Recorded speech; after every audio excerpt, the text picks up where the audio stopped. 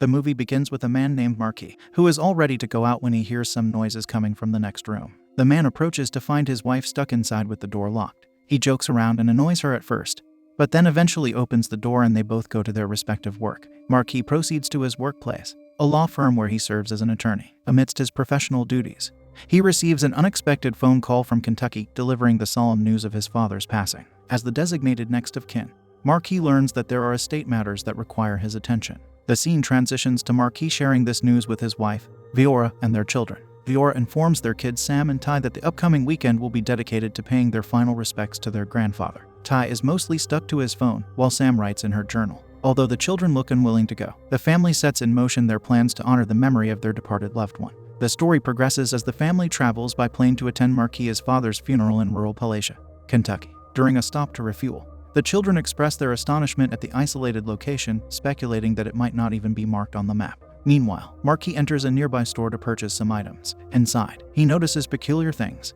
including insects and bones that creep him out, but he chooses to disregard them. Approaching the store owner, who is in the midst of stitching a mojo bag, Marquis learns that it serves as protection against those seeking to cast spells on them. He laughs it off, completes his purchase, and inquires about the availability of a restroom in the area. The owner guides him and he sets off. Outside, a young boy approaches their plane, catching Ty's attention. When Ty asks about phone reception, the boy asks to see his phone, and as they interact, Ty's crooked finger becomes the subject of their conversation. Ty explains that his finger was injured while playing ball, resulting in its bent shape. The boy asks about where they are headed, and when he points to a further up direction, the boy strangely hands him his phone back and sets off without saying anything much. In the meantime, Marquis reaches the restroom and notices a half-moon sign on its door. As he opens the door, he discovers that the toilet is in a state of disarray, unclean and unsuitable for use. Deciding against using it, he exits and returns to his family. As the family prepares to depart, a local sheriff arrives at the scene and approaches Marquis. The sheriff, aware that it is uncommon for planes to visit their remote location, wishes to ensure that everything is in order. Inquiring about their intended destination, Marquis mentions they are heading to Cypress Ridge. Sensing the urgency due to an approaching storm, the sheriff swiftly conducts a brief inquiry before allowing them to proceed. Satisfied with their responses to his questions, he grants them permission to continue their journey. The family sets off to reach their destination promptly. Halfway to their destination, Viora gets angry at Ty for misbehaving. As she reprimands him, Marquis interrupts her. They get into a small argument about how he is letting their kids get entitled and misbehave. As they are arguing, suddenly a strong storm hits the plane and causes Marquis to lose control. As he grapples with the controls furiously, the system malfunctions and soon the screen goes black. After some time, Marquis regains consciousness, finding himself injured and confined within an attic. He rises from the bed and gazes out of the window, trying to make sense of his surroundings. At that moment, an elderly woman named Elise arrives at the scene. Confused and seeking answers, Marquis queries about his location, to which Elise cryptically responds that he is in her attic. Marquis makes further inquiries about how he ended up there, and the whereabouts of his family, but Elise remains tight-lipped, refusing to provide any information. Instead, she calls for her husband, Earl, who joins them in the attic. The poor man desperately seeks answers, but the couple do not give him any. They keep ordering him to get back on bed. As Marquis refuses to comply with their orders, Earl summons a man named Lewis to the attic. Lewis forcefully handles Marquis, lifting him and forcefully pushing him back onto the bed. Despite his mounting concerns, Marquis persists in asking about the whereabouts of his family. Earl coldly informs him that there was an accident, and that no one else was present in the wreckage of the broken plane. Determined to escape, Marquis attempts to leave the attic. However, Lewis intercepts him, swiftly subduing him by saying a strange spell and blowing a powder at him which renders the poor man helpless. The powder's effect causes Marquis to lose consciousness, leaving him at the mercy of his captors. After a while, the scene transitions to Elise, who is singing an eerie song and engaging in peculiar rituals. She proceeds to dig a small amount of dirt and place it in a bowl. Adding a mysterious liquid resembling blood, she forms a dough-like substance and then prepares the mixture for cooking. Afterwards, she approaches Earl and hands him a black doll. Earl, in response, spits on the doll, participating in their strange ritual. Together, they sit outside on a bench with the black doll and observe Lewis, who is digging a pit, their actions shrouded in an air of mystery and strange dark intent. Night falls, and we see the old woman entering the attic. There, she blows a powder on Marquis and brings him back to his senses. After observing him, she says that maybe the poison has spread in his body. As she is taking off the gloves on his hands, a concerned Marquis expresses his belief that he requires medical attention. He offers her as much money as she desires, in exchange for her assistance in finding his family. However, Elise dismisses his plea, warning him that when he survives long enough, he will learn that not everything in life can be obtained through money. She mysteriously implies that his fate is intertwined with hers, and she will not let him go that easily. The old woman then gets up to show him a black doll which looks strangely like the one that her husband spit on earlier. Elise begins to define the concept of a bujiti to Marquis, explaining that it serves as a representation of him, incorporating elements such as blood, nail clippings, hair, and even a small amount of semen. She emphasizes that the more closely it resembles him, the more effective it becomes. Elise relates the bujiti to folk magic, comparing it to the practices of a root worker, which she herself professes to be. With her abilities, she can induce states of unconsciousness and consciousness through spellcasting. Poor Marquis is lost. Elise places the bujiti on the window so it can see when help is going to come down the road. Then she drops some salt over there and says that now the devil can't come in. Satisfied with her actions, Elise departs, leaving Marquis to rest some more. That night, a petrified Marquis wakes up and tries to escape. He pushes the door, but turns out it is locked. Then he tries to open one of the windows, and it is sealed shut too. Suddenly, he feels a light illuminating the other window, where the strange doll resides. He goes towards it and pushes the window, which to his delight, opens. He quickly gets down on the roof through that window and jumps from one roof to another,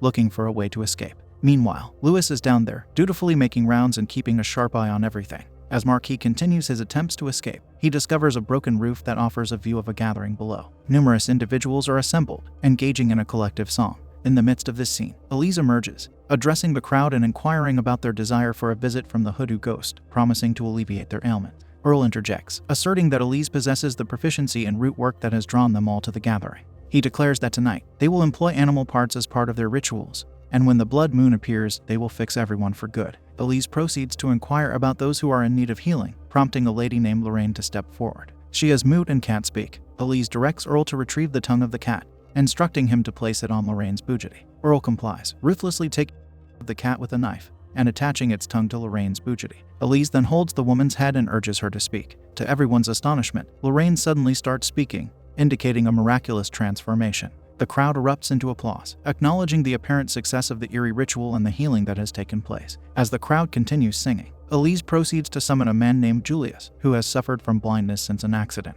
instructing Earl to place the eyes of a cat onto Julius's bujiti. The process is repeated. Elise removes Julius's glasses, revealing his sealed eye socket. Undeterred, Elise proclaims that they will restore Julius's sight. She then directs Earl to bring her the eyes of a goat, which he promptly does. Elise carefully inserts the goat's eyes into Julius's eye sockets, seeking to bring about a miraculous healing. She keeps chanting, "You can see." As Julius begins to regain his vision, Elise and the others eagerly inquire about what he can see. To Marquis' alarm, Julius points in his direction, saying that he can see him. Sensing the danger, Marquis quickly hides, not wanting to be discovered by the couple who have locked him up. Elise and Earl are quickly alarmed, wondering if it is Marquis who has come upon their meeting. They call Louis and go to check on Marquis, but Marquis comes back to the attic before they get there. He is dripping wet due to the rain, and accidentally leaves the window open as he dives into the bed and lays down. Elise enters the room and notices Marquis with drops of water on his face. Her astute observation leads her to realize that the window is open. Marquis attempts to divert her attention by claiming that he simply needed some fresh air. Elise, however, approaches the window and sees the salt that she poured there all covered in water, an indication of someone climbing out. She tells him that they were engaged in an old-time revival, speculating that he might have witnessed the gathering.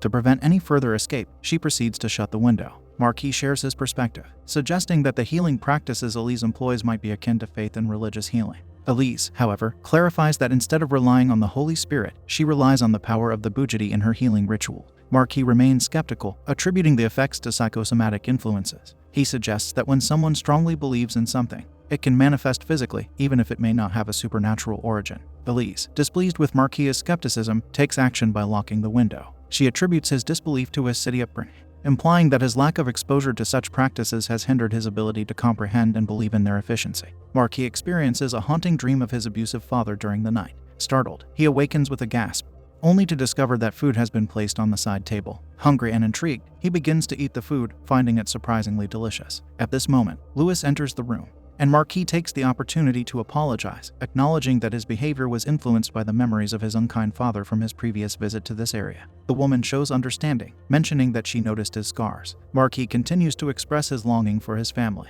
As Louis goes to retrieve more food for him, Marquis realizes that she forgot to lock the door. Marquis seizes the opportunity and swiftly removes the clapper from the doorbell, ensuring that the woman remains unaware of his actions upon her return. As he settles back into bed, he hears a distinctive pinging sound resembling that of a phone receiving a message. Elise re-enters the room with a plate of food, and Marquis mentions that he heard the sound of a message coming in. Elise stresses that they do not possess a phone in the house, as she previously informed him. Marquis watches her expressions and decides against angering the woman. He agrees with her, and mentions that the sound he heard may have been a figment of his imagination or simply a dream. Pleased with Marquia's response, Elise reveals a bundle of bones wrapped in a cloth. She explains that she is using the bones to divine his future, specifically mentioning that the poison in his body may be purged during the upcoming blood moon, allowing him to reunite with his family. Elise emphasizes that the blood moon is only a few days away. She then asks Marquis to throw the bones, but he hesitates. Elise suggests that perhaps a spell has caused him to forget his true identity.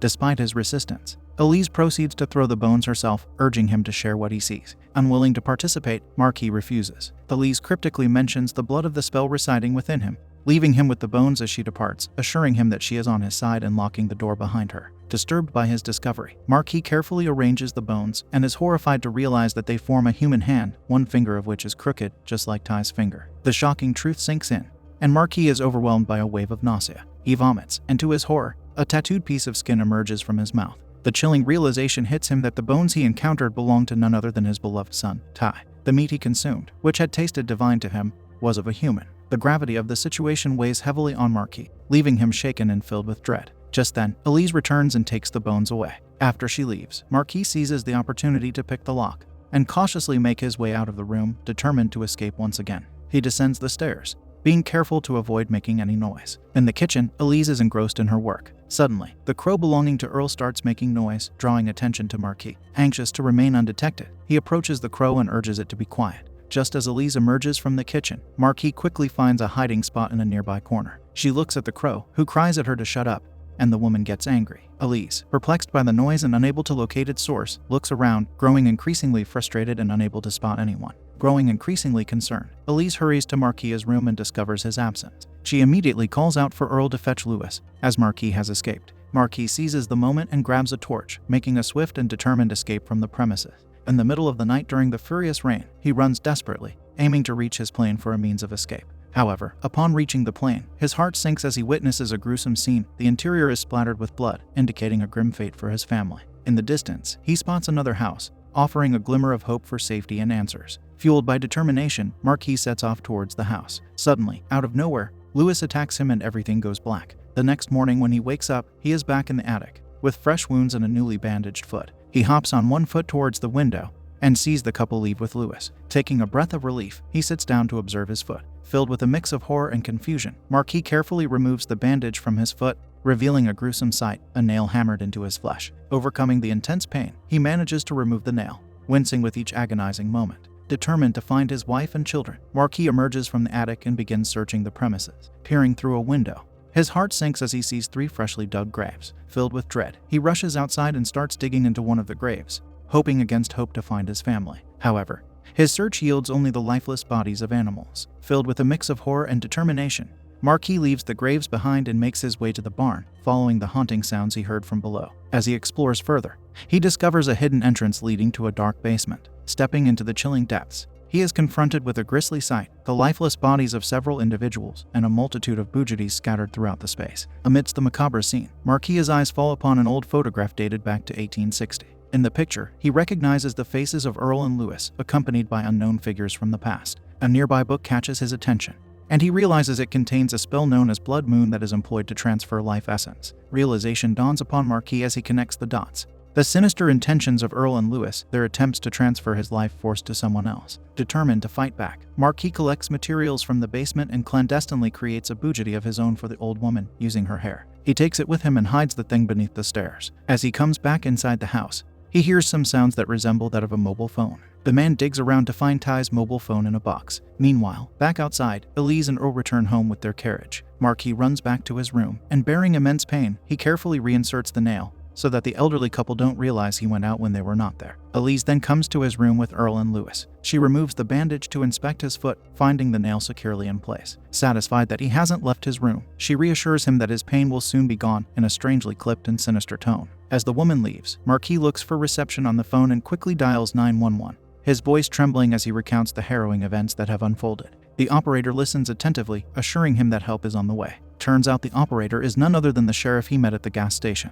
The man confirms Marquis' identity. He then reveals that Marquis' wife and daughter walked into the police station 5 days ago, seeking assistance. However, they have not yet located his son. Marquis' heart sinks upon hearing this news, his worry for his missing child intensifying. Taking a deep breath, Marquis informs the sheriff that he is currently held captive in the house of an old couple, Elise and Earl. The sheriff recognizes the names, acknowledging that he knows of them. He assures Marquis that he is near their farm and is on his way to him. Relief washes over Marquis as he realizes that help is finally on its way. As Marquis gathers his remaining strength, he musters the courage to remove the nail from his foot, enduring the pain as he does so. Just as he completes the task, the sheriff arrives at the house. Marquis feels a glimmer of hope, knowing that help is at hand. However, his relief is short-lived as Elise enters his room once again. With the help of the Bougity, she casts a spell that causes Marquis to fall onto the bed, rendering him immobilized and unable to speak. She takes out the tongue of the Bougity and ties it with a rope, further restricting his movement. Once Elise leaves, Marquis crawls towards the window, desperately trying to make contact with the sheriff and alert him to his dire situation.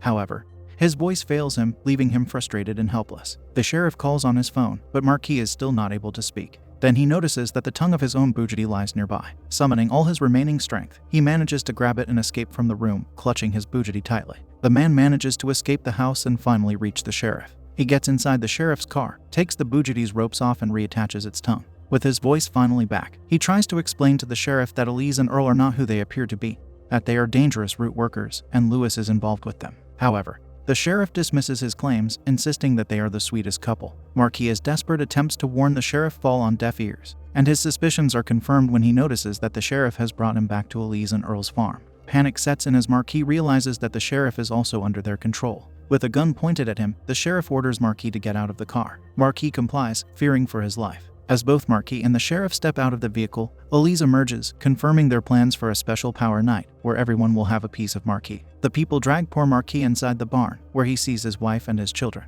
He desperately calls out to them, but it looks as if they are under some kind of spell since they can't see or hear him. Suddenly, Elise tells him they can't hear him, and then she blows a powder on him, sending him unconscious. They drag him and throw him on the table. Louise laughs menacingly at the helpless man, and tells him that there is only one difference between him and them, and it's his heart. Soon enough, he won't even have that. Earl stands close to Marquis as Elise picks up the dagger. As she tries to plunge it into Marquis' heart, he grabs her hand, and with lightning-fast reflexes plunges the nail held in his other hand into Earl's heart. Everybody runs out of the place, and Elise keeps chanting to get Lewis, as she does at every other problem's door. Marquis gets up, and we see in a flashback that he previously changed the powder inside those bottles back in the basement. He then uses the powder to blow on his wife and children, and brings them out of the spell. The family has a heartfelt reunion, and then checks to see if they are all right. He notices Ty's hand, and then they decide to escape before the crazy cult folks decide to come at them again. Outside, while the sheriff is driving, a corpse of a man falls on his car and he stops in his tracks, cursing. The man comes out and fires in different directions, unable to see anyone.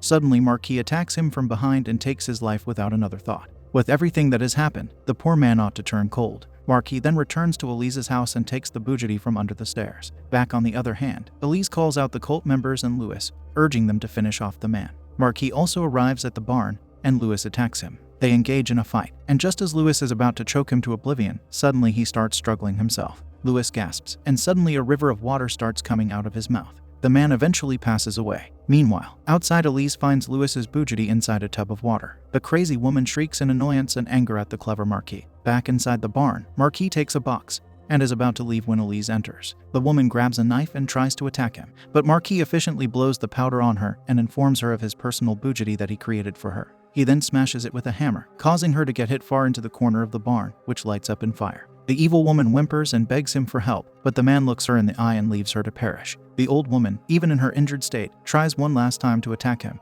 but he pours salt at the entrance, which she ironically can't cross. Guess who's the devil now? Marquis finally leaves with the Bougities of the villagers, while the barn burns in the background. Marquis and his family, now united, leave in the sheriff's car. The movie ends on an ominous note, where we see Elise's Bougity opening its evil eyes once more.